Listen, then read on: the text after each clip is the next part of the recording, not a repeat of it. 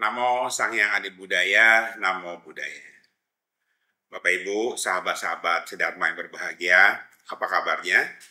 Semoga kita senantiasa hidup dalam keadaan sehat dan berbahagia. Ya, kita berjumpa lagi dalam program Sadu, Sharing Dharma Universal. Pada kesempatan ini saya ingin menyampaikan satu topik mengenai kesabaran. Ya, Buddha mengatakan Kanti Paramang Tapotitika.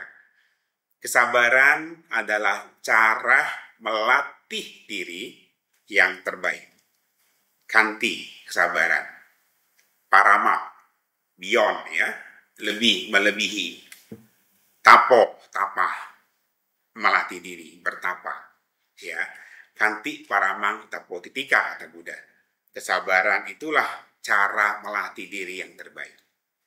Bapak Ibu, saya di banyak kesempatan, apalagi kalau saya sedang sharing di wihara, di mana saya jarang gitu ya, dan saya sering keliling-keliling Indonesia juga pada saat mengisi program pelatihan, sering diundang juga di wihara-wihara gitu ya.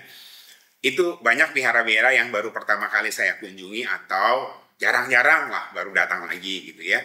Nah, hampir di setiap kesempatan itu saya selalu mengatakan kepada audiens, kepada yang mendengarkan sharing dharma saya, ceramah dharma saya, biasanya di akhir gitu ya, saya selalu menekankan, Bapak Ibu, sahabat-sahabat sedharma, terima kasih atas kesabarannya sudah mendengarkan saya gitu ya, selama kurang lebih 45 menit, 1 jam, kadang-kadang sejam lebih gitu ya, berbagi dharma dengan Bapak Ibu semua.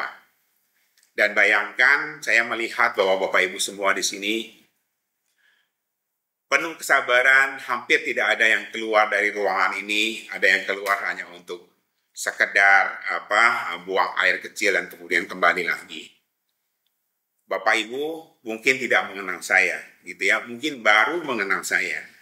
Orang yang Bapak Ibu baru kenal saja, Bapak Ibu bisa duduk dengan sabar, mendengarkan saya selama 1 jam kurang lebih tanpa ada perlawanan, tanpa ada protes seperti itu ya, dan di wajahnya tidak timbul rasa cemas, rasa kebencian seperti itu atau rasa sedih, rasa apa gitu ya, semuanya happy bahagia gitu ya. Nah, yang paling sering saya tekankan di akhir sharing dharma saya itu adalah Bapak Ibu kalau bisa mendengarkan orang yang tidak Anda kenal di depan berbicara 1 jam, atau para biku, para bante, para romo-romo pandita yang lain berbicara kurang lebih sama setiap minggunya 1 jam di depan Anda berbicara gitu ya, walaupun entah Anda paham, Anda tidak paham apa yang disampaikan oleh si pembicara itu, tapi Anda bisa sabar kurang lebih 1 jam itu. Nah, tantangannya adalah bagaimana membawa kesabaran yang sama ini pulang ke rumah. Ya, kalau Anda tidak kenal dengan orang itu aja Anda bisa sabar. Sekarang Anda berhadapan dengan orang yang Anda cintai, Anda katanya Anda cintai ya, dalam tanda kutip, pasangan hidup Anda, anak-anak Anda, orang tua Anda, yang Anda sangat sayangi, Anda cintai, gitu ya.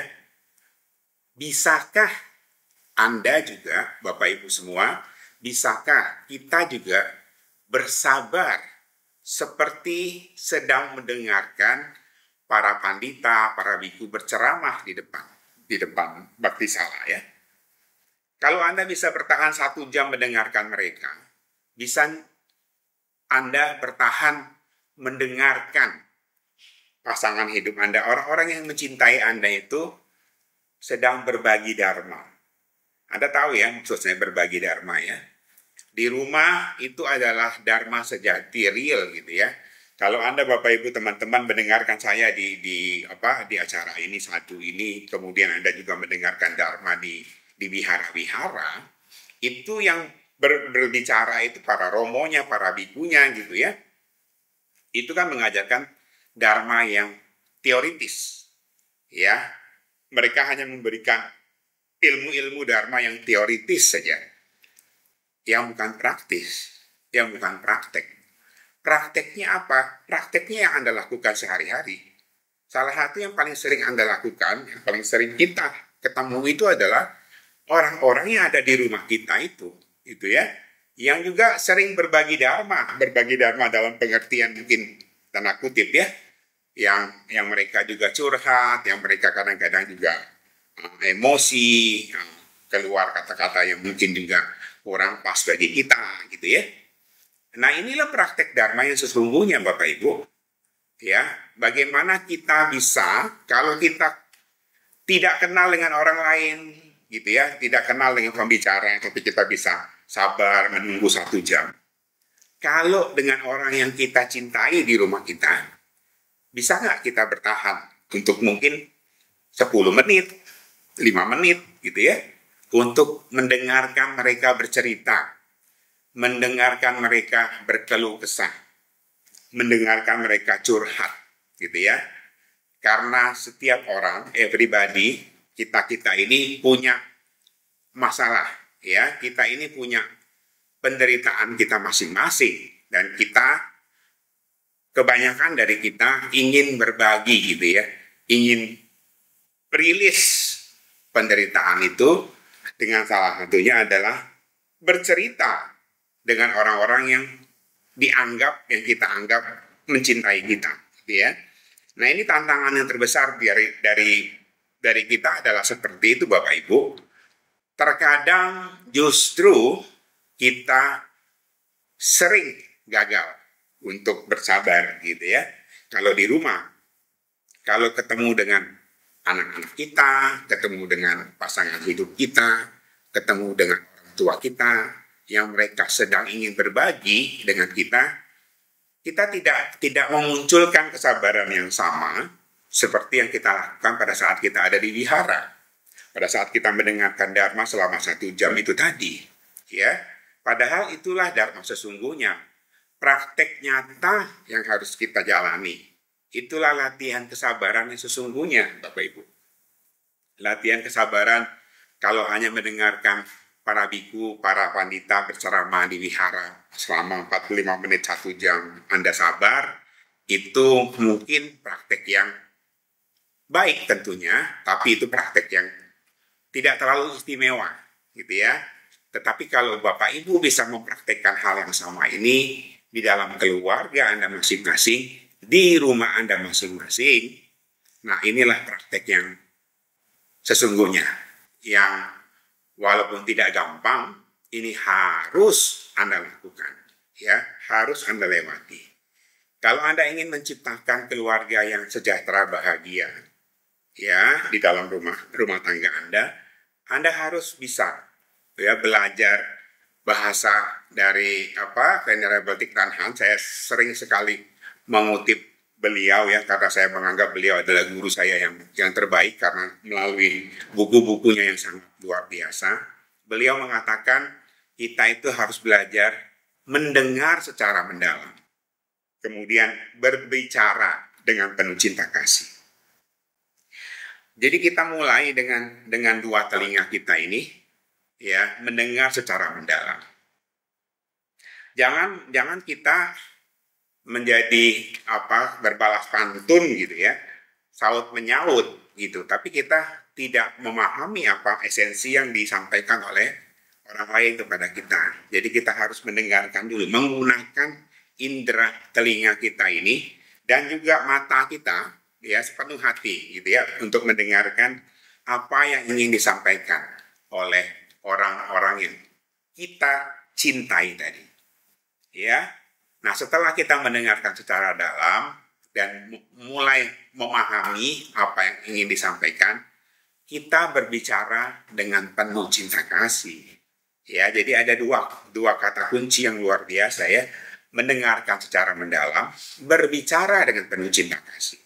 Jadi kata-kata yang kita ucapkan ini, ya, Pancasila yang kita praktekkan, yang tidak berkata-kata bohong, itu bukan hanya stop sampai bohong gitu ya, tapi tidak berkata-kata kasar, tidak berkata-kata yang tidak berfaedah, tidak berkata-kata yang sifatnya kurang bermanfaat, ya. Kita menggunakan mulut kita ini, ya, karena kita selalu dikatakan melalui pikiran, ucapan, dan perbuatan. Ucapan kita ini kita latih untuk selalu membiasakan diri menggunakan kata-kata yang lembut dan penuh cinta kasih.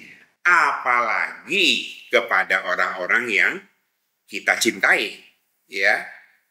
Kalau kepada orang-orang yang kita cintai, yang ada di lingkungan terdekat kita tidak bisa menggunakan kata-kata penuh cinta kasih, mana mungkin, bagaimana caranya Anda bisa menggunakan mulut Anda itu, ucapan Anda itu dengan baik, ya. Praktek yang paling baik adalah di lingkungan keluarga Anda sendiri, ya, keluarga kita sendiri, ya. Itulah praktek yang paling baik, dan itu selalu ada bersama-sama kita, mungkin hampir setiap hari. Kalau Anda bertemu dengan bos Anda, bertemu dengan klien Anda, bertemu dengan orang lain, atau Anda buka usaha, ada tamu, pedagang yang langganan Anda, itu mungkin seminggu sekali, atau bahkan kurang dari itu, gitu ya.